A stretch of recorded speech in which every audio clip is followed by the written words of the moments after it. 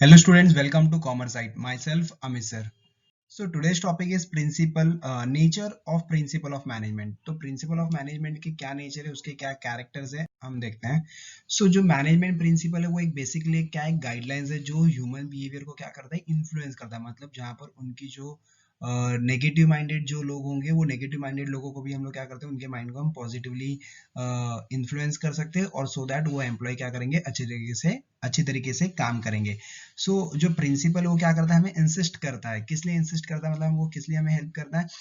Improving the efficiency, जो भी हमारी इफिशियंसी मतलब जो भी हमारी परफॉर्मेंस है, चाहे वो ऑर्गेनाइजेशनल रिसोर्सेज से जो भी रिलेटेड है, जैसे इन टर्म्स ऑफ प्रॉफिट, तो हमारी ये जो भी इफिशियंसीज है, जो भी हमारे परफॉर्मेंस है ऑर्गेनाइजेशन के, वो सारे परफॉर्मेंस हमारे क्या होंगे, इम्प्रूव होंगे. कैसे इम्प्रूव होंगे, जब हम ये प्रिंसिपल ऑफ मैनेजमेंट को फॉलो करेंगे तब.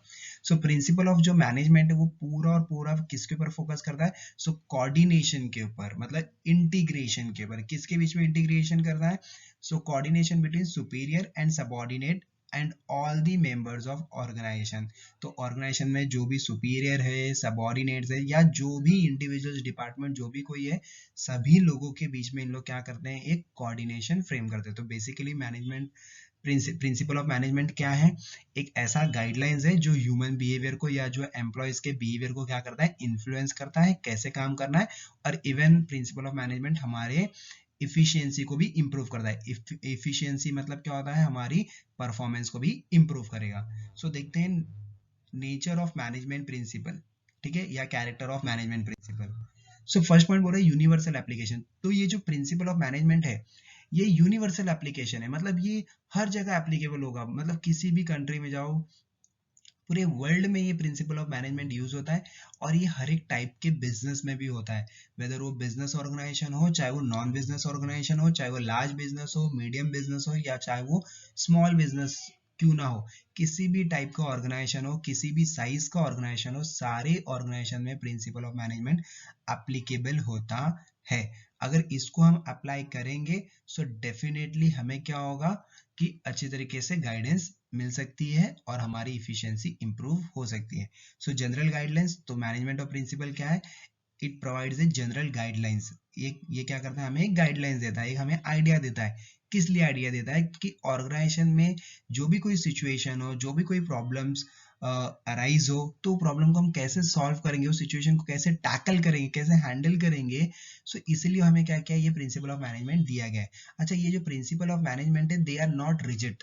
ये प्रिंसिपल ऑफ मैनेजमेंट कोई ऐसा स्ट्रिक्टली नहीं है कि ये फॉलो ही करना है. Depend upon the situation. अगर सिचुएशन फेवरेबल है तो प्रिंसिपल ऑफ मैनेजमेंट हम अप्लाई कर सकते हैं.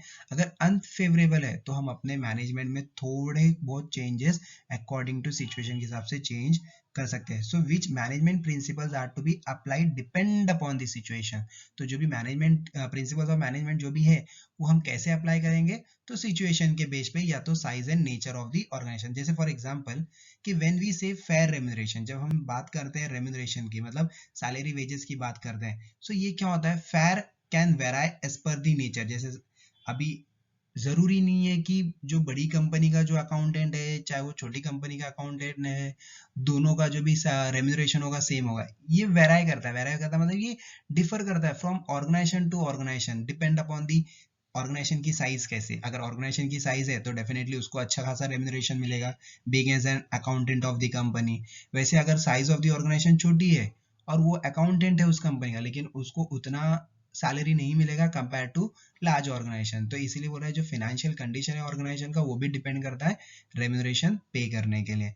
बेसिकली जनरल गाइडलाइंस क्या है, ये जो मैनेजमेंट ऑफ प्रिंसिपल है ये हमें एक गाइडलाइंस देता है कि हमें सिचुएशन को कैसे हैंडल करना है और जो भी कोई प्रॉब्लम अराइज होगा वो प्रॉब्लम को हम कैसे सॉल्व करेंगे. फिर नेक्स्ट पॉइंट में बोल रहा है principles are formed by practice and experiment. Yes, जो प्रिंसिपल ऑफ मैनेजमेंट है ये हमने कैसे फॉर्म किया है, तो इसके ऊपर बहुत सारी प्रैक्टिस हुई, बहुत सारा एक्सपेरिमेंट हुआ, और जब पता चला कि यस ये एक्सपेरिमेंट, जो प्रैक्टिस हम कर रहे हैं, तो इसके ऊपर सच में कुछ अच्छा रिजल्ट मिल रहा है, और अकॉर्डिंगली क्या किया गया, प्रिंसिपल्स ऑफ मैनेजमेंट इंप्लीमेंट किया. इसलिए बोला the management principles are develop gradually with through the research work. देखो हम कोई भी किसी को जब भी हम सजेशन देते हैं या हम किसी को कोई ट्रीटमेंट देते हैं तो उसको पहले उसके ऊपर पहले रिसर्च किया जाता है कि भाई जो हम सामने वालों को बताने जाने वाले हैं तो सबसे पहले इसके रिसर्च करते हैं, इसका जो रिजल्ट होगा, जो इसका आउटकम होगा वो क्या होगा। आउटकम पॉजिटिव है, रिजल्ट पॉजिटिव है, तो डेफिनेटली हम उसको इम्प्लीमेंट करते हैं for a long period of time. लेकिन अगर सपोज वो शॉर्ट टर्म में ही फेल्ड हो गया तो हम उसको इम्प्लीमेंट नहीं कर सकते। इसीलिए बोला है कि सिस्टमैटिक ऑब्जर्वेशन हुआ है, experiment are conducted before developing them.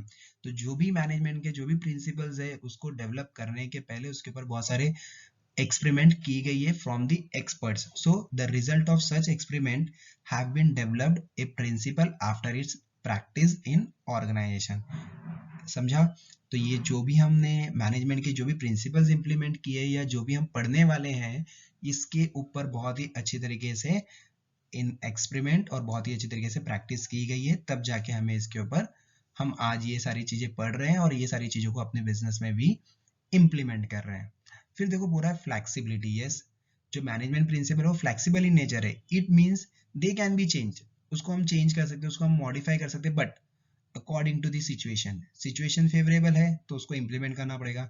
अगर बहुत ही टफ सिचुएशन आ गया, वो टफ सिचुएशन में तो हम जाहिर सी बात है कोई भी मैनेजमेंट का कोई भी प्रिंसिपल हो हम उसको अपने सिचुएशन के हिसाब से ही हैंडल करेंगे। सो मैनेजर के पास ये पूरी फ्लैक्सिबिलिटी है, वो जैसे चाहे वैसे अपने बिजनेस में प्रिंसिपल ऑफ मैनेजमेंट को इम्प्लीमेंट कर सकता है, बट वो डिपेंड करेगा सिचुएशन पे। So the business situation keep on changing. सही बात है, तो कोई भी सिचुएशन हो हमेशा चेंज होते रहता है। सो इसीलिए बोला है management principle can be adjusted और modified and can be used in organization according to its needs. तो जैसे जैसे ऑर्गेनाइजेशन में अगर उसकी नीड होगी उसके हिसाब से हम लोग क्या करेंगे, उसे यूज करेंगे या इम्प्लीमेंट करेंगे मैनेजमेंट ऑफ प्रिंसिपल्स को। नेक्स्ट पॉइंट बोल रहा है behaviour in nature. So behaviour in nature मतलब देखो जो मैनेजमेंट है ये एक ग्रुप एक्टिविटी है, तो मैनेजमेंट का जो मेन काम क्या है कि जो भी ग्रुप में काम कर रहा है, जितने भी ग्रुप ह्यूमन बीइंग मतलब जो ह्यूमन बीइंग का जो ग्रुप है वो ह्यूमन बीइंग का ग्रुप किस लिए काम करता है, तो सर्टेन गोल को अचीव करने के लिए। सो मैनेजमेंट क्या करता है, हमें एक हेल्प करता है, हमें एक गाइडेंस देता है to influence the human being, क्योंकि जब तक ह्यूमन बीइंग सब साथ में काम नहीं करेंगे तब तक कोई काम या जो भी कोई गोल है वो अचीव नहीं हो पाएगा। सो ये जो प्रिंसिपल है वो हमें क्या करता है, एक वापस से एक गाइडलाइंस ही दे रहा है, जो हम क्या करने वाले हैं ये गाइडलाइंस के थ्रू हम लोग क्या करेंगे पूरे ग्रुप को कंट्रोल करेंगे और उनको एक सही डायरेक्शन देंगे। क्या डायरेक्शन देंगे भाई, ये हमारे ऑर्गेनाइजेशन का, ये हमारे डिपार्टमेंट का ये ऑब्जेक्टिव है, इस ऑब्जेक्टिव को तुम्हें क्या करना है, अचीव करना है। फिर बोल रहे देखो cause and effect relationship. Show cause and effect relationship मतलब show cause and effect relationship में क्या होता है कि जो प्रिंसिपल ऑफ मैनेजमेंट है ये किस पे डिपेंड करता है, तो डिसीजन के ऊपर। जैसे से फॉर एग्जांपल कि अगर जो भी पेमेंट है, हाँ वेजेस का है या इंसेंटिव्स है, अगर हम जितना ज्यादा वेजेस देंगे लोगों को, जितना ज्यादा इंसेंटिव्स बोनस देंगे, उतना ही वर्कर का आउटपुट भी क्या होगा, बढ़ेगा। अगर वही वाइस एंड वर्सा हो गया कि सैलरी नहीं है टाइम पे, वेजेस नहीं है टाइम पे, हाँ बोनस नहीं मिल रहा है, इंसेंटिव्स नहीं मिल रहा है, तो ऑटोमेटिकली क्या हो जाएगा, उसका परफॉर्मेंस जो है वो भी क्या हो जाएगा, धीरे धीरे डिक्रीज होते जाएगा। सेम वे अगर एडवर्टीजमेंट बहुत अच्छी तरीके से हुआ है तो सेल भी अच्छी तरीके से होगा। सो इसीलिए बोला है जो प्रिंसिपल ऑफ मैनेजमेंट है वो हमें डिसीजन लेने के लिए हेल्प करता है एक अलग अलग सिचुएशन पे, एक अलग अलग वे पे। सो इसीलिए बोला दे डिटरमाइन द कॉज और reason for a particular effect. तो हमें ये पता चलेगा कि क्या चीज करने से उसके ऊपर क्या इफेक्ट हो रहा है। यस, फिर all principles are equally importance. जितने भी प्रिंसिपल मैनेजमेंट के जितने भी प्रिंसिपल्स है सारे प्रिंसिपल्स क्या है, बहुत ही इंपॉर्टेंट है। तो जैसे बोल रहा है देखो पॉइंट नंबर 1 में those are to be practice simultaneously to get a best result in the form of achievement of predefined goal. तो जितनी भी प्रिंसिपल्स है उसको हमें क्या करना है, साइमल्टेनियसली उससे क्या करना है, प्रैक्टिस करना है, सो दैट हमारा गोल अचीव हो सके। If any specific principle is focused more and other are not followed with the same focus, then it affect the working of organization। जैसे हमें अगर हेनरी फ्यूअल सर ने 14 principal दिया है तो 14 का 14 प्रिंसिपल को हमें इक्वली फोकस करना है। ऐसे नहीं कि किसी एक प्रिंसिपल में हमने बहुत ज्यादा फोकस किया और बाकी सब चीजों पे फोकस नहीं कर रहे हैं तो हमारा रिजल्ट अचीव होने वाला नहीं है। जैसे से फॉर एग्जांपल जब हम स्टडी करते हैं तो अगर हमारे पास 6-7 सब्जेक्ट्स है तो पूरे 6-7 सब्जेक्ट्स में हम लोग क्या करते हैं, बहुत अच्छे तरीके से फोकस करते हैं। ऐसा नहीं कि एक सब्जेक्ट में बहुत आउट ऑफ लाए तो हम सब में पास हो जाएंगे, ऐसा नहीं होता है। सेम वे यहाँ पर भी है। तो जितने भी प्रिंसिपल ऑफ मैनेजमेंट है, सारे प्रिंसिपल ऑफ मैनेजमेंट को हमें क्या करना है, इक्वली फोकस करना है। फिर बोल रहे हैं देखो कि जो management principles are the principle of social science. Yes, social science का मतलब क्या होता है, एक ऐसा साइंटिफिक स्टडी है ह्यूमन सोसाइटी के ऊपर। हमें ये जो मैनेजमेंट ऑफ प्रिंसिपल है वो हमें गाइडलाइंस ही देता है कि हमारे ऑर्गेनाइजेशन में जो भी ह्यूमन बीइंग है उसे हमें कैसे कंट्रोल करना है, कैसे गाइड करना है और कैसे डायरेक्शन देना है।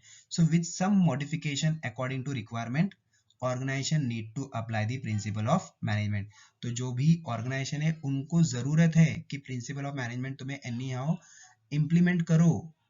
तुम अपने रिक्वायरमेंट के हिसाब से, तुम अपने सिचुएशन के हिसाब से उसमें मॉडिफिकेशन करो, बट जो भी प्रिंसिपल ऑफ मैनेजमेंट है वो तुम्हें फॉलो करना है फॉर योर हायर इफिशियंसी। तुम्हारी जो इफिशियंसी वो बढ़ सकती है और इवन तुम्हारे कम कॉस्ट में तुम्हारा ज्यादा रिटर्न्स हो सकता है। आई होप सारे पॉइंट्स आपको क्लियर है। फिर भी अगर आपको कुछ भी डाउट है तो you can write a mail for me. I am Amit, your success partner @gmail.com। मैं ट्राई करूंगा आपको सिंपल से सिंपल नोट्स में बना के मैं आपको ईमेल कर दूंगा। Thank you. हम मिलेंगे नेक्स्ट लेक्चर में नेक्स्ट टॉपिक के साथ। बाय।